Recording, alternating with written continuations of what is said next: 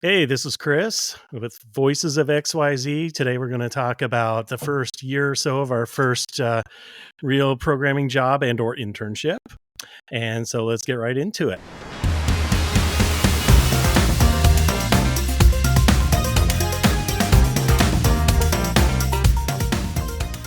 My very first year was really just a series of my mind being blown. But I was gonna kind of pose to you guys first, like, what was like the very first thing that you had worked on at your either your internship or like your job that was like actual development, not like, hey, fill out these this paperwork or whatever. For me, it was a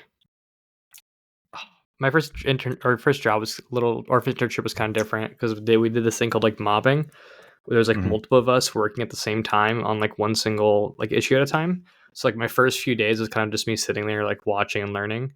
The first thing I ever like started building was, I believe, some like test cases, and I was just so nervous the whole time. I literally thought they would not think I knew how to program because I just forgot how to type or forgot how to do everything. We've all been there, man. Yeah. But yeah, the And first big project was like an invoicing application. It was just so cool just learning it, like, I don't know, going from features from the user to like the end product was just so mind blowing how fast we got that done. what was, when you first started doing like those test cases, the automated tests that make sure that everything works in perpetuity, like, what had you written that type of stuff before? Had you heard about that type of thing like before you got in, or Yeah, they taught us a lot in like school for like unit testing, but I never had it at the level where it was more than just like you call calculator function a plus b. It was more in sure? depth than that, and like mocking and stuff. No idea what that meant at the time. Mm-hmm. What about you, Chris? Yeah, so it's been over 30 years and it's hard for me to remember the exact first thing I remember the first things that they started throwing at me were customer support kind of things. And what was interesting was my first programming job. It was actually for software that we sold to other insurance companies, and we delivered source code. So my first assignment was to work with these other developers across the country to troubleshoot their problems and then put in fixes and release the source code to them. So I had just like a few minor things like that I was asked to do. Then after Was that, that was that principal? no, this was I wasn't a principal. I was actually Okay, at what used to be. Well, you've heard of Nationwide Insurance, but before it was sure. Nationwide, it was Allied Group Insurance, and that's where I was when I first started. Mm. Yeah, so and we were actually in a division called the Freedom Group, which was the software. We sold insurance software that they had developed in house. They were like, oh, people would buy this, so that they sold it to these other companies. But the way the mainframe worked, mostly you couldn't just like put it on a CD and deliver it. You had to send them the source code, and then they would compile it on their side. So that was How interesting. would So that, how would you send it? Like on tapes, or it was like on what? tapes. Yes, it How was many a, tapes was it to like ship? You and know. actually I wasn't. There was we had like a separate like infrastructure type team that would take care of that part for us, and so I was never really involved with, like, sometimes I would go with the person that did the install to the site, but they were the ones that were responsible for like packaging up, because there was actually a system, a homegrown system that they had for merging in your code changes, because the customers could make changes too to the source code. So they Mhm. were modifying the source code at the same time you were. And so he had this like merge utility that this guy wrote, and it would, like, there were specific rules you had to follow. Like, you couldn't delete a line. You couldn't ever delete a line of code. If you needed to remove something, you would blank it out and put a star D in a certain column, and then that would delete this line of code. And so that way the merge utility would know that was supposed to go away. But anyway, he was the one that went to the site with the tapes and some instructions, and he was the one that installed the Wow. So like, I mean, it's just it. I have two thoughts there. Like, both like thinking like, oh, hey, I'm getting this new version of software, and like this giant ass box arrives at your door, of physical things, like what? Who thinks of that? And then, also like the weight on this dude's shoulders to like actually this one guy being like, this could like make or break a company. Back then, like this one guy handling like these merge changes, and it's like, if he gets this wrong and it ships out the door and everyone gets their boxes and all of them are wrong, like that is crazy, Yeah, but I'll tell you, this guy, he was brilliant. He was probably the first quote unquote genius that I met in my professional career. And he had I wouldn't say he was arrogant, but he definitely had the confidence to match. I mean, he knew what he was doing, and he knew he was valuable. So I don't think any of that pressure bothered him. I think he thrived on it. What year was it? 1992 is when I started. Yeah.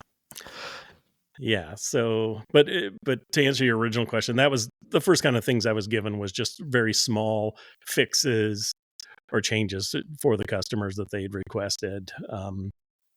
And then the first big project I was given was to write a printing program that would print all the insurance rates that were in the system. And back then, I mean, this seems very simple now, but back then, trying to print something was, you had to, you had to have like what I remember was like a map. It was like you basically had to make a map of where you wanted everything positionally and stuff. I suppose it's maybe not that much different than what HTML is now, but except that it was all none of it was interactive or anything. So I mean, I had to basically do the best I could and then submit it to the mainframe and then hope that this piece of paper came out the right way. And if it didn't, you had to go back and troubleshoot. So none of it was like now, like I said, it's probably not that much different than HTML and that kind of stuff. But now if you get a web page, you just pull it up in the browser and you tweak it and then refresh the web page. Well, it wasn't that. It was like, submit it to the mainframe, wait for your piece of paper. Wow. I had a breakthrough with I always considered printers to be extremely unusable up until actually just, I don't know, a week ago. I was on my phone and I needed to print a USPS label, and I had it, downloaded from a web page onto my phone, and like my wife was like, "Oh, well, you can just print from your phone." And I was like, "What?" Like, no, like it's like, I like all my other experiences, like, install a printer driver, and like then you have to like find it on your network, and like, it's just download an app, sign up for the app. Yeah, right. Like, and I literally go, I go into I open it up and like hit the little share icon, and it's like print, and like the printer just showed up on there. It was like, oh my God. And it printed like it was the easiest thing I ever did. It's like, holy shit, they cracked the code of printers finally. I don't know.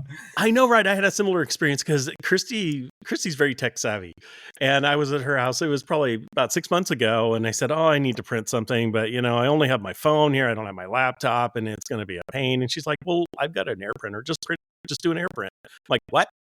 I can do that? Yeah. She's like, yeah, just go to your phone and just do an air print. I'm like, okay. And it just worked. I was just, it's the same thing as you just said. I was just like, what? Yeah. It was almost like the relief that washed over me. It was like almost like I like went to a therapist and like talked about it. It's like this has been like on my back for 20 years, like, working with printers is the worst. So my very first application I worked on was like, it was actually almost like a meta app. It was actually an application that tracked all of Polk County's applications. And first starting my career, like there was basically, and at this place, there's really like no pairing or really like learning from anybody. You kind of just learned by, hey, there's all this code here, and it was almost like right. It was almost like a little predatory, because it was like, let's see what you got, kid. Like that type of thing. Like, yeah. Like can you make the cut? Like and so it was very, especially the first few months, it was very much like a lot of stress around like, are they going to basically let me go? After the first few months, like can I make the cut? that kind of hung over me. And then finally, like after 6 months, it was like, I had a couple things under my belt, and it was like, okay, like I'm not gonna get fired. So that was like really scary. But the thing I worked in was like a complete useless like thing. It had no value at all. It was kind of um an app that was of a lot higher importance because like it was my boss's sort of brainchild. But yeah, it was really just a waste of time entirely. So that was too bad. And also the code was just crap in general, and we had no like source control. Um, no like modern source control. We had like this really crappy like SVN thing that was set up all wrong, and yeah, it was really scary. And then the second thing I actually worked on was or I'm going to skip that one because that one was also like really boring and not that helpful. But the third one I did like 6 months in was actually for the boards and commissions stuff. So if you're unaware, like there's basically every county has like a bunch of boards and commissions, for all things, parks and roads and plan, like all these boards that people can like sit on, and basically um spoiler alert, most of them are like appointees of also the county just by nature of no one else, doing them. So it's like these, like a lot of at least here in Polk County, like a lot of the county people who are elected actually sit on these and also like influence a lot of these things too. So just FYI, but um, that was super cool. But again, both my director and my manager were very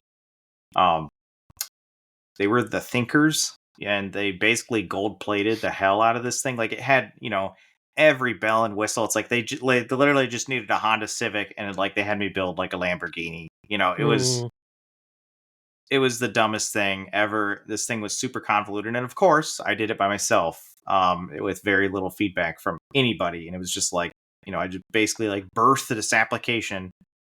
It did one thing, the one thing they needed to do, and everything else was just like no one ever used ever. It's like, great, that feels awesome. So one of the coolest things I worked on one of my internships was at John Deere, and we had this like Docker like CI/CD deployment lines, and the team was just like all part-time students with like two like tech leads. And obviously once you have these students that are on here for like during the school years, so like they're working like 10 hours a week, or like there's a lot of turnover pretty much because they're always like hopping different teams or whatever. So this Docker file was horrible and our pipelines are horrible. It was like 15 minutes to publish. And then I really just dove deep into like all this like Docker stuff and like how these like Jenkins files were deploying and stuff, and created a tool to like automate future deployments, and then got our deployments time down all the way to 15 minutes to like 4 minutes. I think that was really cool just Nice. because I never made like a developer tool before, and like making a tool for like your teammates is a lot more fulfilling than making a tool for person A and like HR. Oh yeah, for sure. Like that. I take such a joy in making like developer tools. I wouldn't say like I'm particularly like proficient at code or anything like that. Like I'm not the genius that Chris is speaking about, but I definitely find a ton of joy in like enabling other developers like in that aspect. So I totally get that vibe. Totally jive with that. You two, do you guys remember do you guys have any like bad interns? Like any like funny stories from interns you guys had in past? Like any intern that like sticks out that was like really bad, or like anything? Any funny intern stories? I actually, this one just happened. So we had this intern from Ukraine this last summer, and so my team does a lot of team programming. So we all like sit in the same room and basically design and architect and the whole software thing together. It's an extremely collaborative environment, right? And like this lady almost never spoke for 2.5 months, despite all of us trying so hard. in multiple ways, every day. It's like she's in the room 8 hours a day, but we just could never get her engaged. Yeah. And it really felt, I didn't take it like necessarily personally, but it's definitely, I definitely took, I was grieved, I guess, for it because it was such a missed opportunity for her, but also like it was really frustrating for me. And it, at the end of the day, kind of the shadow of failure kind of hangs over top of me. Like, oh, maybe I could have done something else. Maybe I could have done something more, and No, right. trust me. It was so awkward, but there was it was nothing on you. We all tried. You tried the hardest. There was nothing to be done. We gave her every chance. And no, it still boggles my mind, but that was probably the worst internship experience I've had from. Yeah. I had an intern at Deer. I'm gonna say an intern because they were a part-time student, but they were in high school, and one of their like things they're working on, they had like a 30-line if statement, and I was like, we can like not do 30 if statements in a row. And he's like, no, it works, so I don't want to optimize it. And me being another intern, I can't like tell him no, so I was like, oh, okay. And I was like, oh, I don't know, that boggled my mind. It's like it was so bad that they were just like okay with it. Man, that's what, were they like actually in computer science, or was it like they were going to major in computer science, I believe, but they were just like a high schooler at the time. And it's like, I was like, hey, yeah, we can use this and this, like not have like a 30 conditional line statement. It's like really slow and like not good. And he's like, no, it doesn't, it's fine, it works. I'm like, okay. Oh no. And it's like these kids are getting paid in high school like $23 an hour to work at Deer, and it's like, I don't know, that was just mind-boggling to me. Yeah, and I'd say like one of the other interns that I've had, not at Casey's or anything, but it kind of had that same vibe, and that's also like the vibe I got from like the Ukraine woman, but this one was probably the worst of just kind of there, it like that type of stuff. It's like they just don't care at all. Mm-hmm. There's no like, I guess there's like no craft, aspect, like mindset there, Yeah. where like a woodworker, create, cuts, wood and takes like a real appreciation of like what they made. And it's definitely like in software, it's very much, there's sort of like people that like are and aren't like that, and it's always like, it's always very weird, I guess, I'm one of the people that takes like a very much pride like in their work, and so it's always like very like jarring to have or to sort of either work with or like interact with someone who's just like, I don't care, I'm just here, I go home and also just whatever. I don't know. Yeah, for sure. At our company, it used to be that the interns weren't put through the scrutiny that they are now. I mean, now I think we've got people that are kind of in charge of the interns, and there's a pretty, I wouldn't say rigorous, but I mean, there's a pretty good process around who we select as interns. But when I first started, we had some, and they were just like, oh, we heard through the grapevine you might want to work here over the summer. Hey, come on over. And it was some of the worst. Yeah, like the one I'm thinking in particular was an electrical engineer and had done some development, but wasn't sure that that's what they wanted to do. And they came in hungover most of the time. A good part of the time, and then just really had no ambition to do anything. Didn't really like programming, and that, to what you said earlier, Ben, that was just like the most awkward. It's just like, why are you here? I was gonna say software needs like made by this person. Like I was watching The Social Network, and it was like Mark Zuckerberg put like by Mark Zuckerberg at the bottom of Facebook. We need that so like people can like, this software sucks, I know exactly who made it, or this software is amazing, I know exactly who made it. Like we need to put our names back on the software.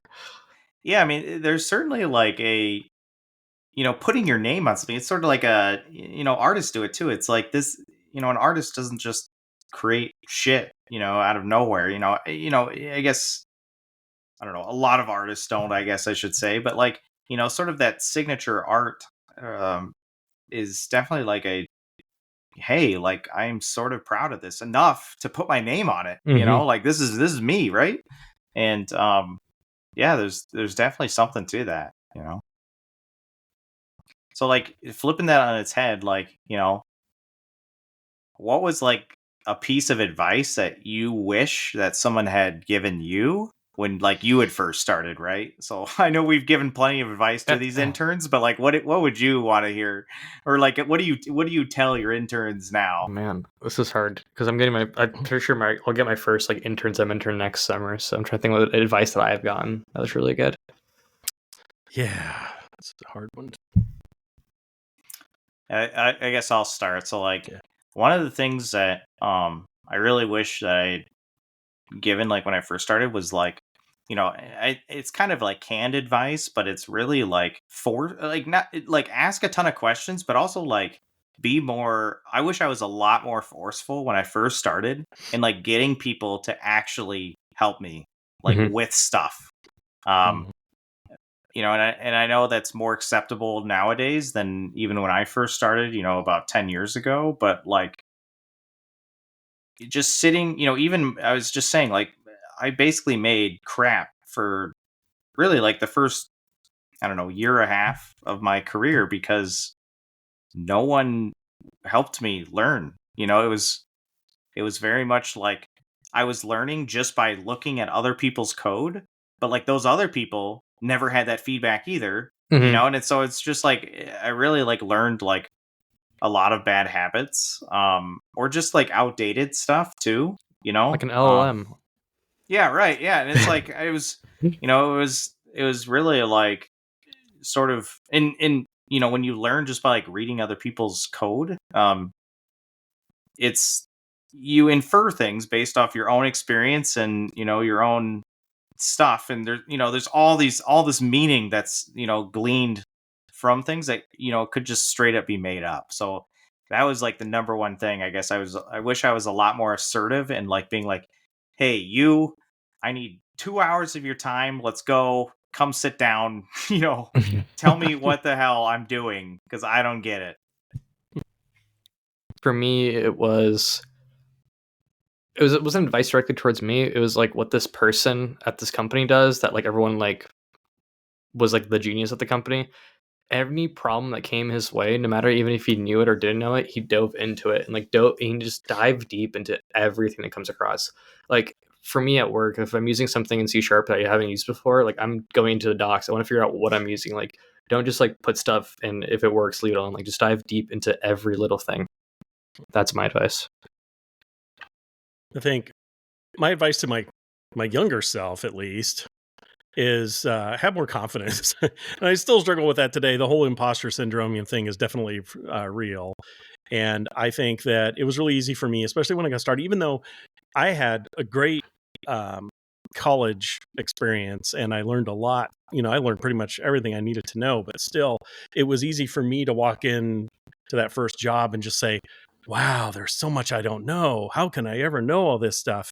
And I'm never going to be good enough to know all this stuff. Don't listen to that little voice, I guess is what I'd say. And just keep doing what you're doing. Just keep learning and just keep going forward. Fake it till you make it. What other platitudes can I throw out there? But yeah, that's that. For me anyway. That's it. Like I said, I still struggle with the imposter syndrome today. But that's that's what I'd say. So like how do you handle, I guess, that imposter syndrome? Because obviously, Chris, you're the most seasoned here, so at least for me, I basically kind of go up and down in imposter syndrome of how I'm feeling. So like how do you manage it? Well, yeah, for sure. I definitely go up and down too, but I think I just have really had to make a concerted effort to just try to ignore that voice in your head that's saying, "Oh, you're not good enough. You're never gonna. Oh no, they're gonna find out that you're not as good, that you don't know anything." You just have to just try to push that to the back and just keep going forward, even however small the steps they might be, and just just keep going forward. That's the thing. And just if you make mistakes, you make mistakes, but you learn from them. And I think another main thing I'd say is don't be too afraid to make mistakes. I mean, definitely when you're releasing to production, that's but that's for me, that's how I learned the best way. Sometimes it's just by doing things the wrong way and then learning there's a better way. Then that sticks with me. And I like, But anyway, that I just try to make a concerted effort to push those voices back and just keep moving forward, just doing what you can, learning what you can at your own rate. And, one thing I found out is, I'm sure you all know this, that there's always going to be somebody that knows more than you. There's always going to be somebody faster, smarter, better at something. You're never going to be great 100% of the time at everything. And so you just have to do the best you can. I know none of that probably answered your question, but that's where. Oh, that's perfect. Yeah, I have the mindset where I'm just the best. That's what I just bring into everything. Well, you are now. See, and that's I just go into mindset where like, I think it comes. I heard a lot about imposter syndrome like before my first internship because it was like all over like YouTube and like TikTok and stuff, and I was like, huh. So just like don't worry about that. I'm like, okay. So then in the back of my head, I'm like, okay, I'll ignore that. And then working with the developers, like people who are like seniors and stuff, I'm like, these guys suck at their job. I shouldn't be worried about like what I'm doing. Like I've seen some bad code come through like my screen, so I'm not worried at all. But I just go to the mindset where like, I can do anything. Like just that's the mindset of bringing like anything that comes through, and just like we'll see what happens. We'll see how far I get. I'm gonna push back. It almost sounds a little like toxic positivity. Like, is that a little unhealthy? Maybe I don't. Well, hey, I'll admit when I'm wrong or when I don't know something, but I'm not gonna put up any walls in front of myself. Sure. Okay. Gotcha. If it's a 50-foot cavern, I'm gonna fall into it, but I'll get out. So it works. Yeah. Sure. I'll have to admit, sometimes when you say things like that, I'm not sure if you're being serious or you. No, that's serious. I'm the best. It comes from like my esports days. You just gotta be super positive. I mean, it sounds like some sort of adjacent like fake it till you make it type of thing. It's just like you gotta like the first step is like you gotta believe in you, otherwise you ain't gonna be anything. So yeah, I get it. Yeah, I wish I could if I could borrow like 25% of that, and then I would be, because I think it's something that I'm struggling with on that is I was raised to think honesty is like utmost important over everything else. And so when you start saying I'm the best or whatever, you're saying kind of a lie. And so that's where I like start getting this guilty conscience. I know, but it's like, you know what I'm saying? It's like, honesty was just such a big thing to me, part of my upbringing, that it's like I can't just sit in front of somebody and say, "Oh yes, I know that for sure." I'm not gonna lie if I don't know something, but I'm gonna be like, "Oh yeah, I don't know it, but I'll learn it. It's fine." I think with you guys, this thing I watched some videos on like bicep, and I was like, "Oh yeah, I think I've got the gist of it." And then one of our coworkers, Andrew, was like, "You learned bicep over lunch?" I was like, "No, but I think I got a gist of it." Turns out I didn't know it, obviously, but I was more confident going into that programming session. So I guess I had two, like, I'll say like unhealthy ways of managing it, especially really early. Is like the first one, it was like spend a ton of time trying to learn literally everything, because then that way, like I'm still, even now I really struggle with a question coming to me that I don't know the answer to. Like that's something that I'm like really scared about. But definitely early on, in my career, I had a really unhealthy like way of managing that, and that was like spend a ton of time trying to learn literally everything. And the way I've kind of like managed that a bit is realize that like you can't learn everything, like and also like paring back, like like trying to learn literally, and this is going to sound silly, but like C++ and Angular and JavaScript and all these like languages and frameworks, and it's like I just have to like choose one to be good at, and like that at least like helped pare back my imposter syndrome of like, okay, like the other ones, like I'm just giving up on, like I'm not trying that like too much. And so now like the imposter syndrome really just lies in like my specialty, and that type of stuff. And so that's kind of how I manage that a little bit. Like I said, at least in my own career, I'd say like, I've had like probably the ebb and flow like 4 or 5 times, like greatly, where it's like, I'm like, man, I feel, I can do anything, I'm in a really good spot, man, I know a lot. And then it's like, the second like I think that, then it's like the next 6 months I'm like riding down the roller coaster into the pit of like, you don't know shit, dude. Like, like and then I kind of hang out somewhere in the middle there for a while, but that's happened like 4 or 5 times. I'm currently in like the middle zone again, probably heading back up maybe. I don't know, we'll see, but there's always, given how fast like our industry moves, like there's always something new to learn. And so it's always like when I feel like I've mastered, the field somehow is another 100 acres, long, to learn too. So it's always like more to do. And so it's always like, for me, even within my specialty now, of .NET and stuff, it's like paring back, it's like, well, .NET has functional programming and ML.NET and, all these like other things of it. And it's like, well, I got to cut out ML.NET because, I just don't have time for that. And it's like, well, F sharp, nah, like cool, but like, nah. And, there's just all these like sub things where it's like, just like, I can't be a master of everything. I just got to let it go and say, I'm not going to learn this and just have it be that. Yeah, I felt the same way, especially with like the job search and like job requirements. 4 years of Java, 5 years of this, 5 years of this, 6 years of this, 10 years of this thing, 5 years of this thing. And I was like, okay, that's obviously never going to happen. And I was just like, I'm just going to work really hard on the fundamentals because like there's always going to transfer over no matter like what you're working on. So that's something I'm always trying to like refine, is like the understanding of the fundamentals, which is also advice to give to any intern, is like really worry about the fundamentals. Do not worry about becoming a framework engineer. Speaking of the fundamentals, like what are like some of like the non-technical, I guess, fundamentals that like you didn't expect to need when you got into the field? Give me a second. I have a list. He came prepared. Well, I'll just throw in while he's getting his list up. For me, one thing, and I didn't really struggle with this that much, but customer support was just a huge part of what I was doing right off the bat. I was over the phone, just doing basic. I know that's basic, but just on the phone with people all over the country, helping them troubleshoot problems with code, lines of code, and stuff like that. That I just and I think being able to learn what the business does, I think that was. I just thought that by being a programmer, I was just going to be there and I was just going to be writing code all the time, and somebody would tell me what to do and I would just build the program, But you had to learn a lot about the business, which I wasn't really expecting that level of what you had to learn for the business. Yeah, so my list is that plus also summarize and simplify when you're talking to people. Engineering jobs or sales jobs, you're always gonna like sell your ideas or like sell something.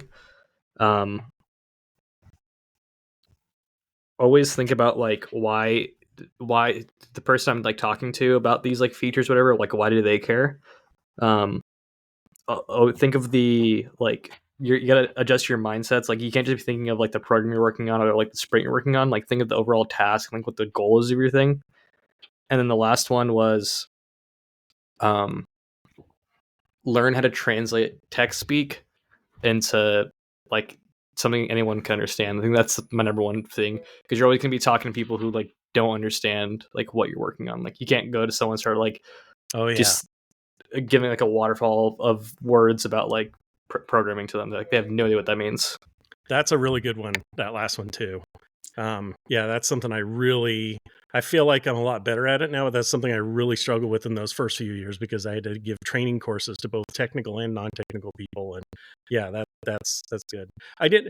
What did you say about being a sales job? What was that? Sales? All engineering jobs are sales jobs. You're always gonna have to like sell something. Yeah. I didn't think about that before. That's good. Yeah, that was like very much in what I was thinking too. Is I did not expect. So I kind of like what you said, Chris. Like I sort of expected to, I don't know, carve out my little section of apps or whatever, and like, I was the master there, and I released them, and I did my stuff, and very like isolated, bubbly type of stuff. I did have the expectation of like support. I had done help desk a lot, before I became a software engineer, so I kind of knew, I was some of the support for some people's software stuff. So I did do plenty of that, but like definitely the sales stuff, especially as I've gotten farther along, like I'll say, I mean this in, I don't know, maybe the meanest way possible, but like the the amount of like politicking and bullshit peddling, I guess, like and sort of like working around existing process in order to actually like deliver things and get things done, or not even working around the process, right? Like working around the process as it's written on a piece of paper and doing actually like the process that everyone follows, like and the work that it is needed to do those things, right? So like the work that is needed to actually do how everyone works, that goes around the work that is needed on the piece of paper, right? And so that's sort of like what I've been most surprised about is both like needing to advocate and convince others, that sales piece that you were talking about, Elmine, like at a large scale, both to, I'd say, less engineers. I think engineers like really receptive to, I don't know, not that I always have good ideas, but I feel like, the logical, they want things to get better, change is okay. But very much like sort of selling these things or, highlighting the importance of things to leaders that are very non-technical or disinterested in really like the types of things that we're trying to do, like non-technical leaders, and you're trying to sell like containers, to them, and it's like how do you sell a concept that is entirely fit in a technical need, and really like in an organization that really doesn't have like any telemetry or metrics or these types of things that can really gauge like the thing that they understand, which is like the money, like we don't have any of those measurements, and building those things is really, really hard. And so like how do you do all that? It's just I just could not I still cannot believe today how much work there is in um trying to move that needle, I guess. Yeah, in my current role, I'm still trying to convince them to write test cases, so we're working on it. Right. Yeah, and that's another thing where yeah, just the amount of stuff that you're like, I didn't think like I needed to, like test cases. It's like it's one of those things where it's like you've been doing it so long, even you, I mean, like you've heard about it so long, it's sort of like just it's sort of like breathing, it's like you just do it, right? And you understand like innately like what it is, and then it's like you've almost like forgotten like the reason, not, you never forget the reasons, but like you've almost forgotten like how to argue it, because it's been so long since like you've had to do it, and it's like my brother in Christ, I don't even know how to like begin to say like testing your software is good, like It's like stuff breaks. I want to know why it breaks. Can we just please test it? And I understand people are like have like there's some crazy testing like mindsets out there that are like not good, but like even just let me write a couple of them, man, and then I can figure out what's going on. Right. I just got logging passed that we should add logging to our applications. So that yeah. yeah, I don't even know what to say. Yeah, it's those types of things where it's like, it's like I did not expect to be here. I don't even know what to say. And usually like when those things come up, you're in a meeting to make the decision, and then someone like hits you with that, and you're like, what? I don't even know. Like I need like 2 hours to prepare statements because like this is just I did not anticipate this at all. Like I thought we were past this, Yeah, it's like it's okay that we go slow for a few minutes and write these cases or write these like logging statements, but in the long run it helps out, okay? Yeah. What was your, before going into like software engineering, what did you think it was going to be like? Mine, I kind of overshared, I guess. My last answer to this one is like I very much thought it was going to be, that sort of my pocket dimension and had all my apps and ownership, and I would support them. And it was naive completely because you think of like more platformy tools, like how do we ship the code and the databases and the technologies we're using, and those things all require they require like really like a system, and people are a part of that system. And so none of those things like ever came to mind until, of course, like I worked in an actual like system that was shipping software, right? Um and and so that was really it. It was extremely naive, like single person, hero culture type of thing with no consideration of the greater system. Yeah, I think that I have the same answer. And so I was hit with the reality of, well, number one, everything in the corporate world moves so slowly, and it's like, what? I can't just like here. I fixed it, or I created the program. Here, just take it. No, you need a project number. Oh, You need to go get approvals on triplicate paper.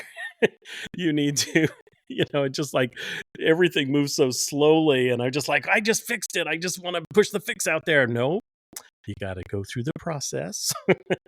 And that, and kind of like you're saying, I just thought I was just going to kind of be the hero and sitting in my corner fixing code and writing programs to make people's lives better. in '92 it was still all like waterfall-y, or right, or Yeah, we didn't know the term waterfall. We didn't know any different. That's the only sure, project methodology we had. But yes, yeah. very waterfall-y. And we didn't really have business analysts, so we were kind of we were everything.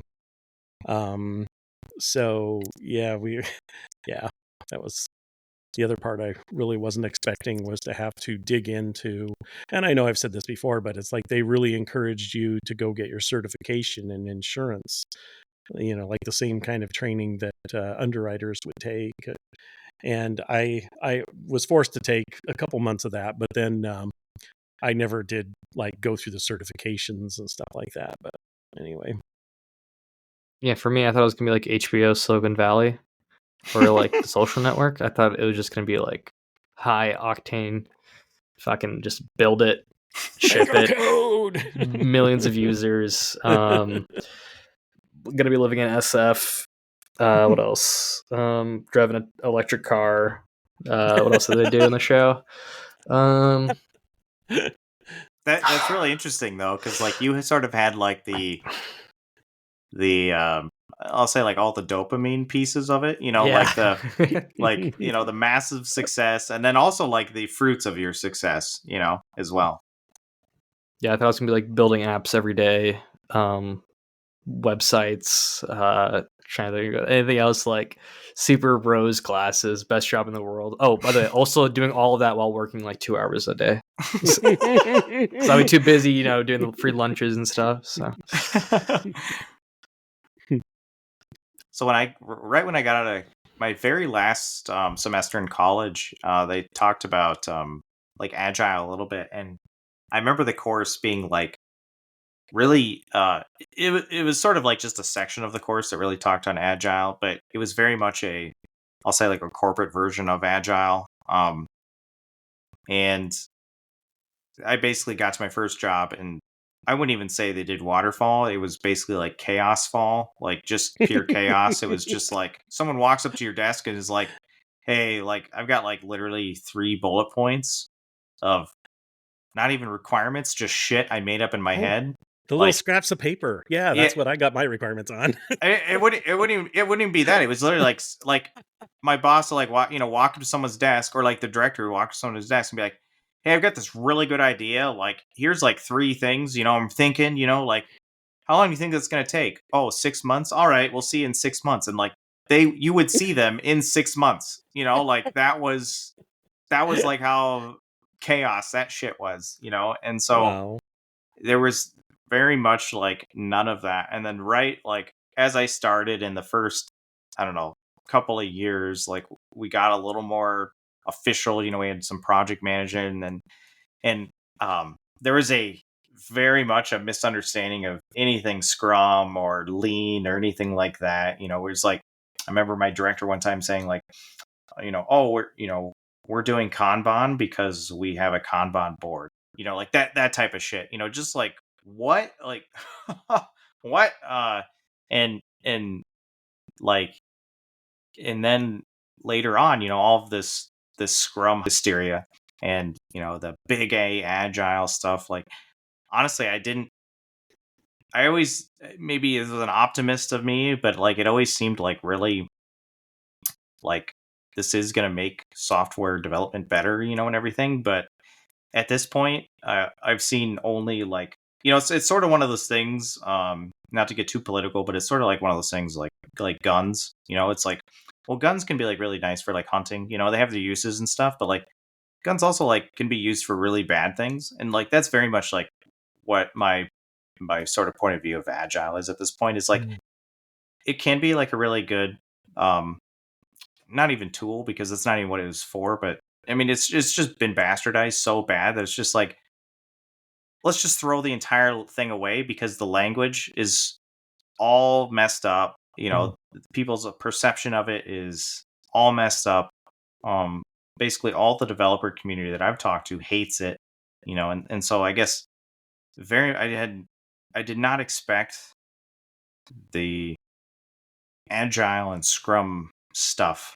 I did not expect to need any of that type of stuff either, and I don't even find any of that stuff essential either to shipping software. Obviously, Chris, you shipped plenty of software with none of that shit, so to obviously varying levels of success nationwide is still around. So,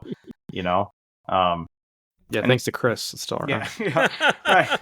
And not to say that,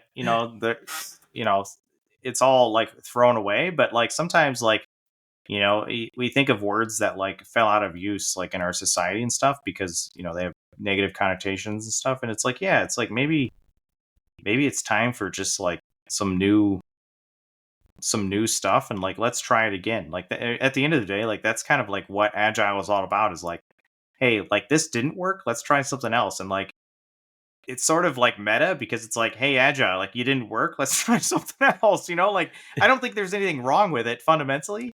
I think it was so like open-ended and great, and but people ruined that shit so bad. And what is it?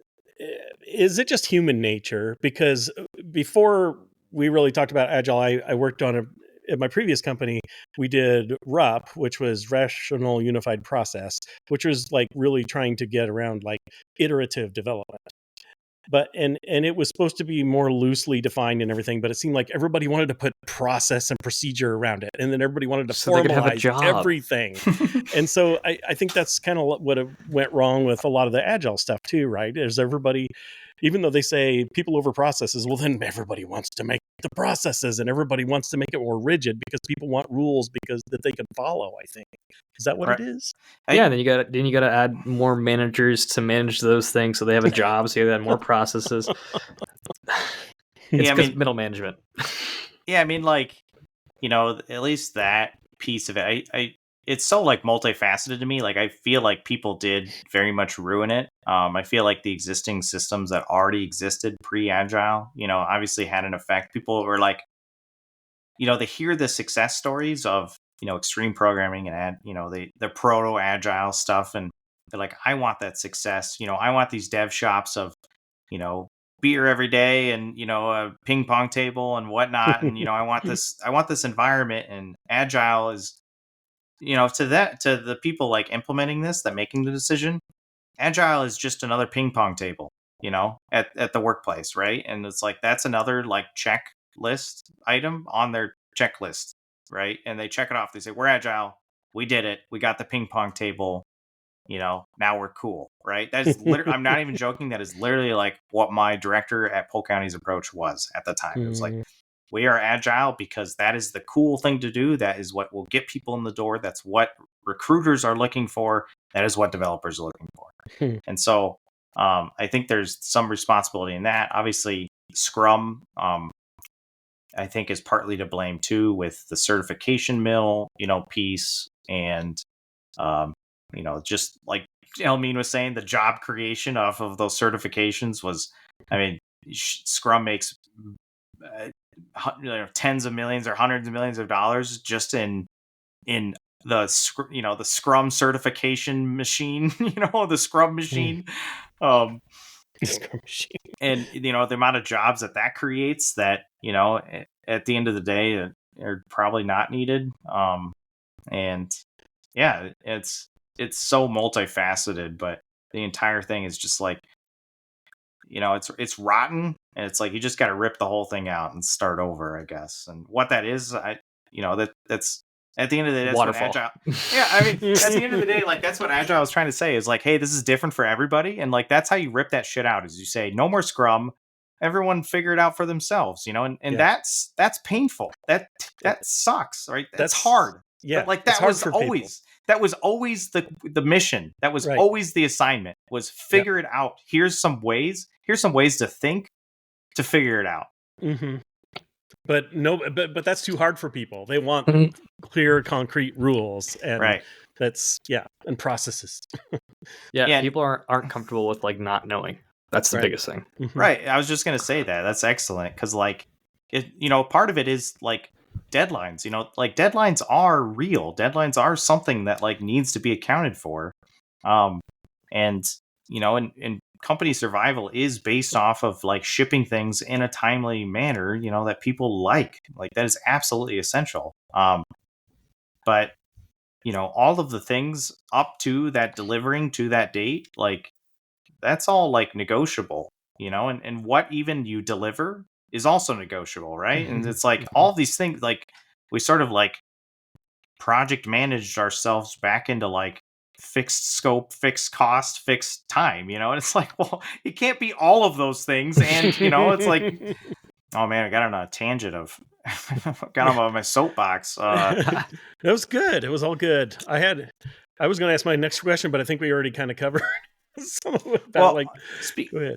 Speaking of that, like one of the questions I did kind of have was like my hardest concept to grasp, I guess, when I first like got into this stuff, was actually like Agile stuff, because it's like, I'd go to like Jira and go to like their websites. There's all this like people writing about this stuff like on the internet, and you're like, hey, Google, what is Agile? And it brings up all this stuff, and it's like, I'm not like, I shit you not, like you'd go to one link and it would say this thing, and you go to another link and it's like an entirely different like interpretation of it, and it's like, it was just like, what is this? Like, how do you even know this? And then it's like, you start like kind of getting this understanding that it's Scrum, it's all these processes, and then it's like you fall into the trap and you're drinking the Kool-Aid, and then I'm getting Scrum certified, and then it's like, and then I'm yelling at developers to, give me timelines, like I'm sure that's points? Like, yeah, right. It's like, I'm sure that's like how that shit happens, but man, it's really easy, like what it is.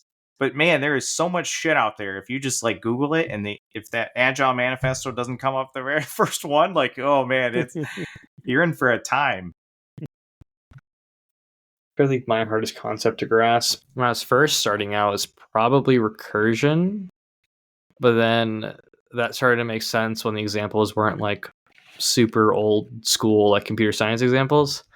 Do you use recursion a lot? Oh no, if I'm using recursion, I'm doing something wrong.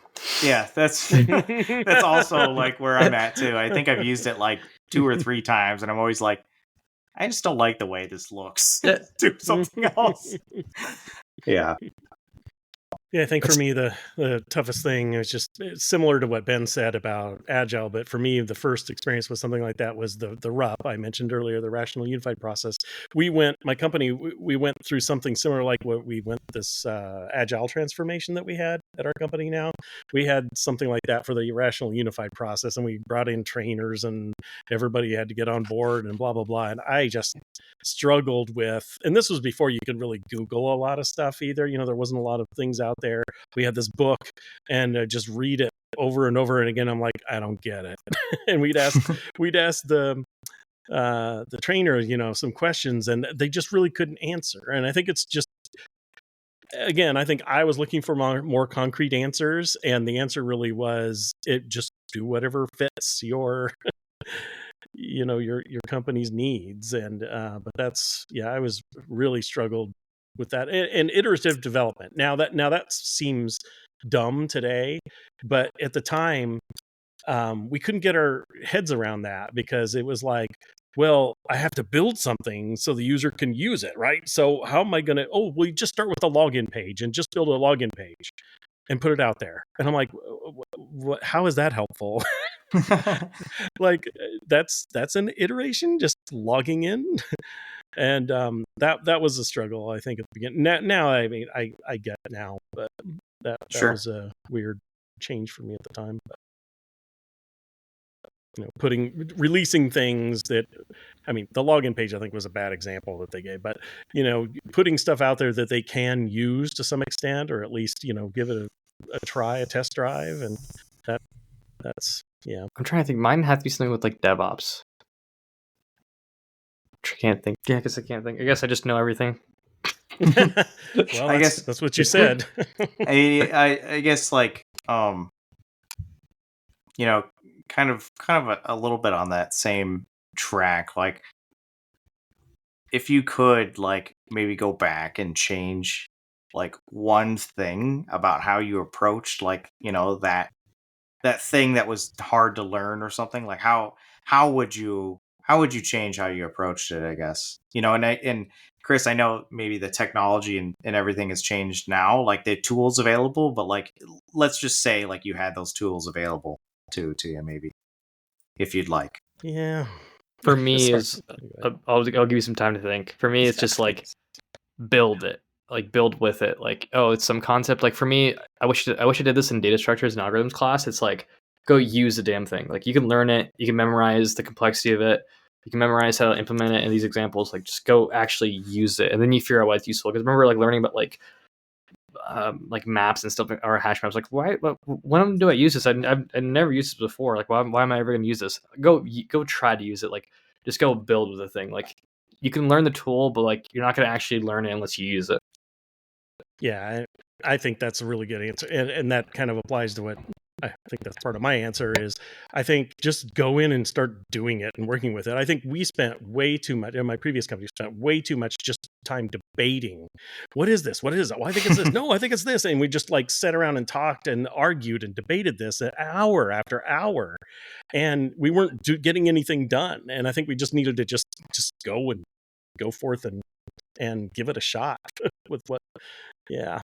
Yeah, I definitely feel like that's still lacking in a lot of teams. A lot of my experience, outward looking in, there's still very much a lot of you know cycles wasted on like fighting about shit. And especially like, it's funny. There's sort of like, maybe like a joke equation where it's like this: the more like small and a change is, like the more like people will fight about it.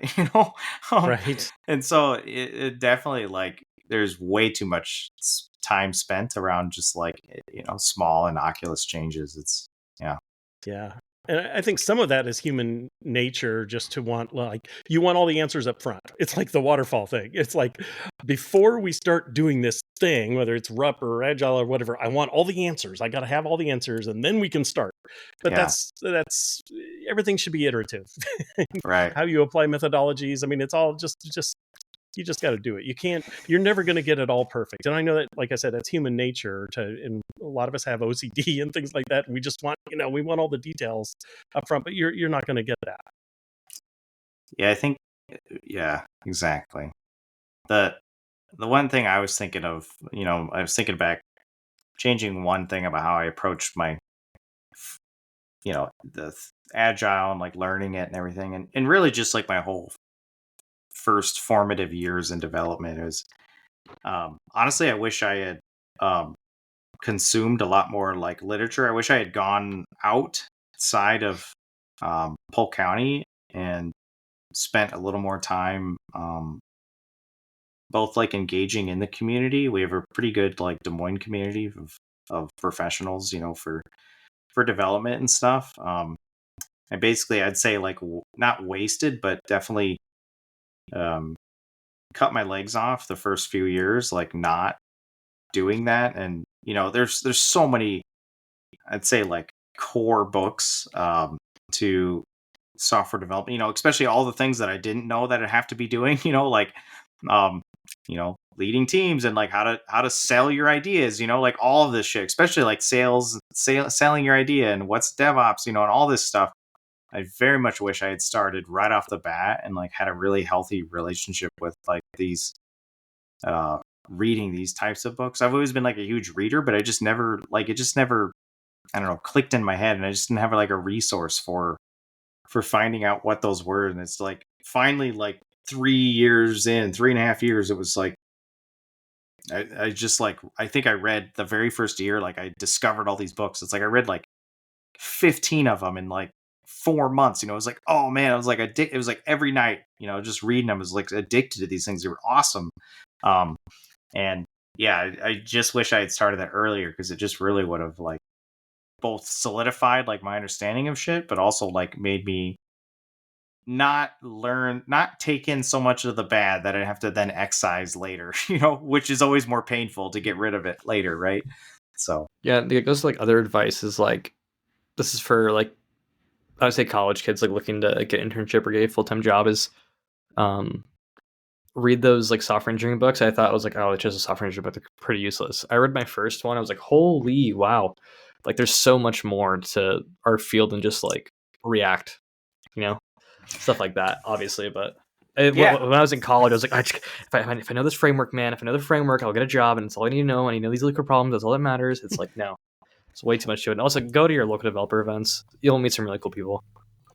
Yeah, and part of those books too is like I had the stigma that like a lot of these books, were like the college books. They're like dry as hell and like very much like just like I've expressed like in other episodes, like I hated school, and so it was sort of just like the books got like a bad rap because I hated school. And then it's like I started reading these, I was like, these are actually like really good.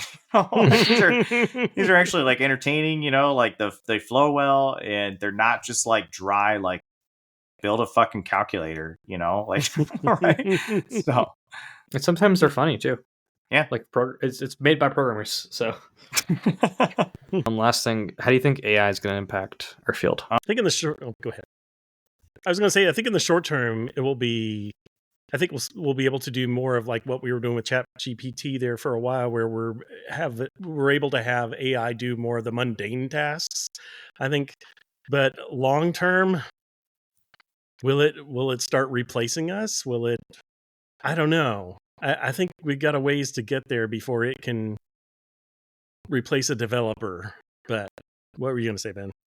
Yeah, I guess in the short term, the ways it's affected me is kind of like I was saying earlier in the episode, is like having to basically bat away the bullshit of that. That's been the biggest impact that it's had, is like the top down, like, some leader sees, oh, hey, AI, and then I have to basically, again, I can't tell that person no directly. And so I have to, sort of from the trenches advocate, tactically, that this is a non-starter. This makes no sense.